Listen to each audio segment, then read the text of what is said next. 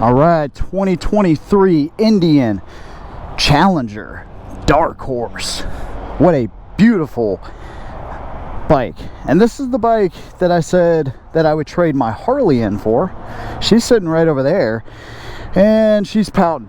Every time that I get on a Challenger, I can see the look in her eyes. She gets real jealous. It's kind of like that movie where the trucks come alive at you and they want to kill you. Emilio Estevez was in it. Well, anyways, that's the vibe I get. So I'm gonna get out of here before she freaks out. This is it, man. Somehow Indian has an 840-pound pike that feels like a freaking Softail off the kickstand. I still don't quite understand it, but it's pretty awesome. We have, let's see if we can get the traction control is on. Rain, standard, sport mode. That's where we're gonna go in. So let's do it.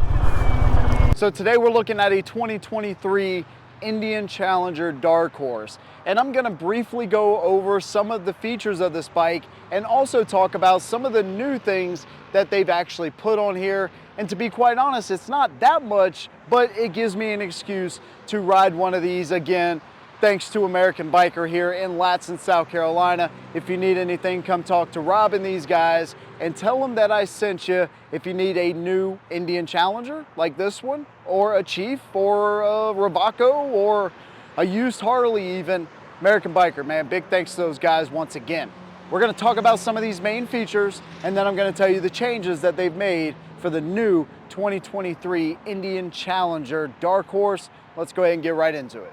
The American market, if you want the most powerful factory cruiser, this is it right here. It's got the Power Plus 108, which is liquid cooled, pushing 129 foot-pounds of torque, and something you don't often see is the horsepower, which is 122 horsepower, which is listed on Indian's website. So you have a ton of not only low-end torque, but horsepower to boot. And a big thanks, of course, is to that liquid-cooled motor. It is a very modern bike with all of the smart lean technology, the Bosch 6-axis IMU, the ABS with cornering control, the traction control. There is a ton packed into this motorcycle. Of course, you have hard locking bags that you can hit with the press of a button, unlike Harley where you have to go up to the CDO models to get that. In this package right here, which is $29,000, you can get the hard locking bags. You hit the button on your key fob, boom, locks the bike, you're good to go. Power adjustable windshield, of course. Hit it twice up, goes all the way up. Hit it twice down, goes all the way down, or you can set it anywhere in between. 6-gallon fuel tank, 26.5-inch seat height, and 840 pounds. So one thing that I really love that Indian does is they actually have some way of making this seem like it's lighter than what it is. At least off the kickstand, feels very controllable and maneuverable while still being a heavyweight cruiser. Now, of course, this being a Challenger, the actual fairing is mounted to the frame, not the forks. So the handlebars are gonna move independently. That fairing is gonna stay straight the entire time. I prefer this design over like the Chieftain or the Street Glide. You have inverted front forks, you have dual disc up front, Brembo brakes, Metzler Cruise Tech tires, and overall the slammed bagger look that is not only aesthetically pleasing but also provides a ton of functionality. Whether you're going to a bike night or you're going to take a long road trip, this thing can really do it all. This black smoke, again with the blacked out aesthetics, look amazing, but what they do is they actually mix in like a titanium look on the motor. So it's not just all black. They actually do a really nice job. As far as aesthetics wise, this is one of my favorite bikes out there, dude. It just looks really good. You have the Cyclops front headlight, and then of course the turn signals on either side. So you have nothing really hanging off the bike. It's all encapsulated in this one area right here. And that's one of the changes that they've made for this year. A brand new headlight for 2023. they've done this on all of the Challengers, and it is supposed to be more brighter. It's definitely a different design. I'm not gonna be able to speak to the brightness because we're in the middle of the day, but I can tell you that that is new. Another change that they've done for this year is added a new assist slipper clutch. So I'll be able to talk more on that when we actually get on the road. Now, one thing that's not listed as a change, but I just noticed, is this seat. Now again, maybe this has been like this the whole time, but I'm fairly certain this seat was not this cushy. This thing is super plush for passenger and driver. It's got this nice lip right here, so it gives you somewhat of a backrest, but I just noticed how plush this thing actually is. Feels really good for a stock seat. Big old floorboard, 6-speed transmission, dual pipes of course there that kind of stick out from the bags. Nice bag design, plenty of space on the inside. Of course you have your tail lights in the back right there. Clean look, ride command, all your controls on your handlebars. Let's get this thing on the road where this thing really shines, try it out on the interstate and a little bit in town. Let's see how it does. So I know what this bike is, right? I'm not gonna ride it down. I know what to expect on this motorcycle. I feel no need to take it down our loop that we normally do. I just rode one of these, but it was the 134 horsepower one. So, you know, this is the most powerful American stock cruiser that I know of anyways. I'm fairly certain of that. 129 foot-pounds of torque, 122 horsepower. This thing is an absolute monster, dude. 6-gallon tank. You have, of course, storage, not much storage, but storage on both sides there. You got the little deflectors down here, 7-inch touchscreen, TFT display, and the new slipper clutch.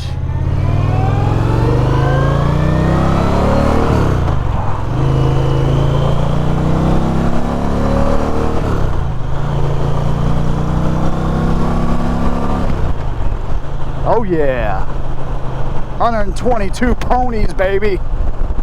Adjustable windshield.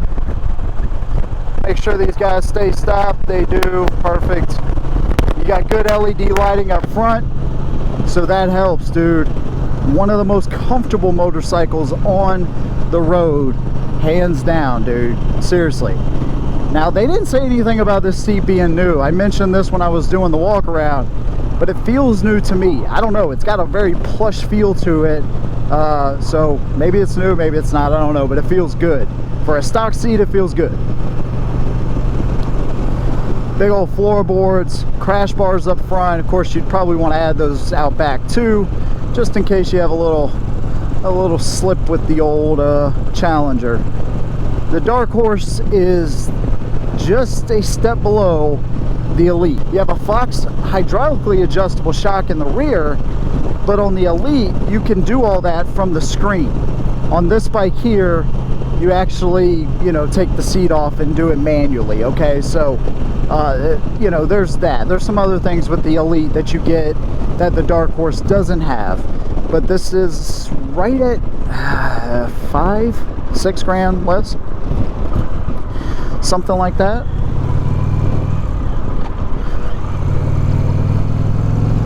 Six-speed transmission and the Power Plus motor, so it's a little bit different in that it's liquid cooled, so it gives you more power than what your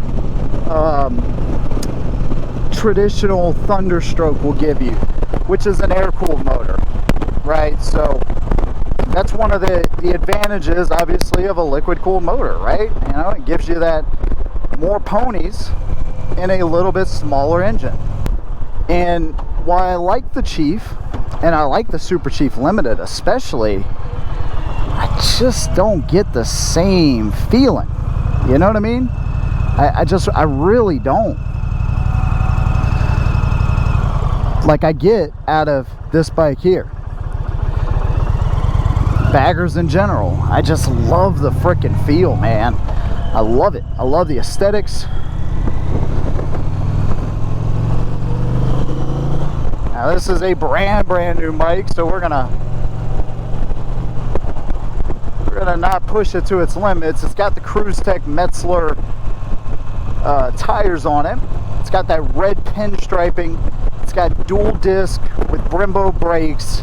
So the stopping power on this bike is fantastic. When you need to stop, you got no problems. I remember adjusting the old Indian mirrors, man. They used to, you'd move it a little bit and the ball would come out of the socket and they'd just be flopping all around. They're much better than what they used to be.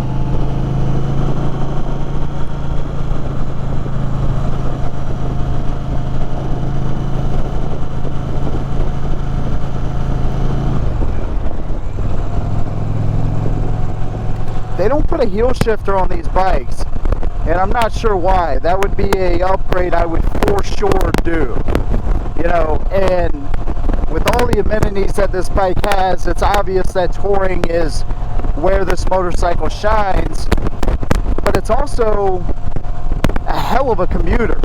You know, you got 6.5-inch speakers. It ain't the greatest system in the world now, don't get me wrong, but you got a decent system for listening to music.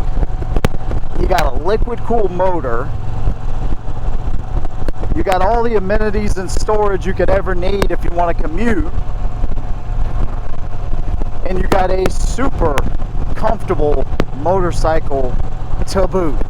So on that front, dude, it is really nice if you're considering commuting on a bike like this, which is what I used to do. When I was commuting, I commuted on my Road Glide, and before that, my Street Glide. And I loved commuting on it because it was so freaking comfortable. But where this bike really shines, man, is in the weight distribution. It's awesome. There's neutral. The screen, of course, works with gloved hands. You got your miles remaining, your voltage, oil life, of course, 500 miles on a brand new bike, TPMS sensors, and then of course your miles per hour, your compass, and then your range again over here on your fuel tank. Here's your current ride. If you want to set a new ride, I haven't done any of that, elevation, all that. Here's your navigation. What I like about the navigation is you have a couple of gauges that work in tandem with it as well. And you also have analog gauges up here. So it's a pretty nice system, dude. As far as that, you can hear the cylinder deactivation kick in. So kind of keeps some of that heat off of you. I love the titanium mixed in with the black. I think it looks really freaking sharp. Big old floorboards. Look at these things. Look how many positions I have on this. Boom, boom, boom, boom. Kind of a retray there, but you get the idea. Flat foot. I don't even have to change the seat to flat foot this motorcycle. Check it out. Yep. All the piggies are on the floor, my dudes. That's nice. That leads to a confidence booster. You know, if you're getting into your first bagger and you're like, man, I really don't know if I can handle the weight. I want to be able to flat foot. I want to be able to move the bike back and forth. I don't want to be too much weight. That's where the Challenger does a fantastic job, because they balance the weight good. You have a low seat height. You have a slammed look, but you have all the functionality of a bagger. And then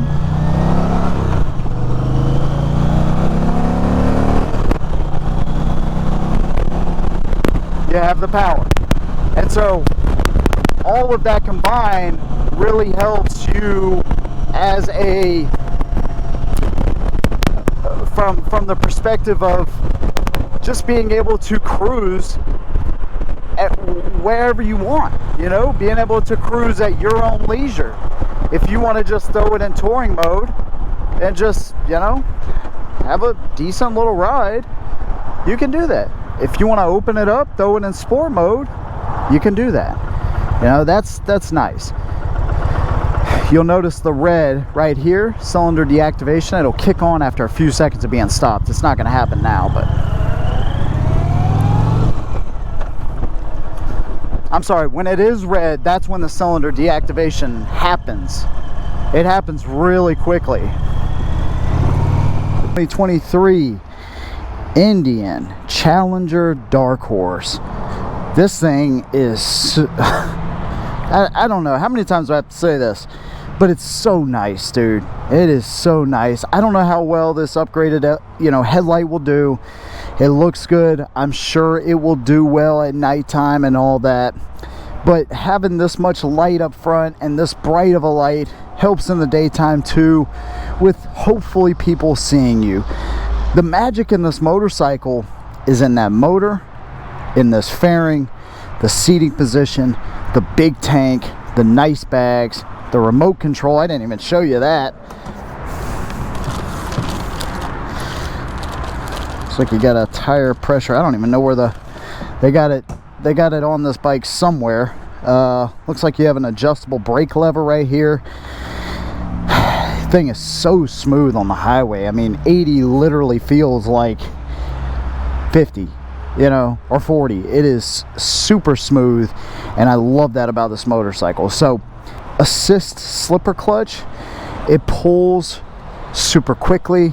You know, there's very little take up here or very little release that you have to do. So all that to say, it doesn't put a lot of pressure on your hand. I think Indian says it's like a 30% decrease in the amount of force that it takes for this new slipper clutch, and it is nice. I don't know about a percentage, but I know that it is very nice.